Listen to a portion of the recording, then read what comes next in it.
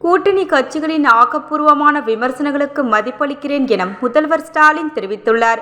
பாமக திமுக கூட்டணிக்கு வரும் என்றும் விடுதலை சிறுத்தைகள் கட்சி அதிமுகவுக்கு சென்றுவிடும் என்று கிசுகிசு தகவல்கள் வெளியாகி வருகின்றன.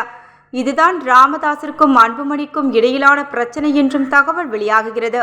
இது உண்மையா என்ற கேள்விக்கு முதல்வர் ஸ்டாலின் அத்தகைய தகவல்களை பொருட்படுத்த தேவையில்லை, திமுக கூட்டணி உறுதியாக உள்ளது என்று பதிலளித்தார்.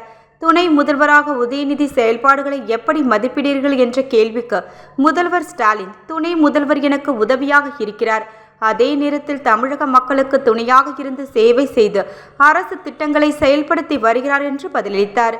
இந்த அரசு கூட்டணி கட்சிகளின் ஆலோசனைகள் மற்றும் ஆக்கப்பூர்வமான விமர்சனங்களை கருத்தில் கொண்டு அவர்களது ஒத்துழைப்புடன் பல்வேறு முயற்சிகளை மேற்கொண்டுள்ளது.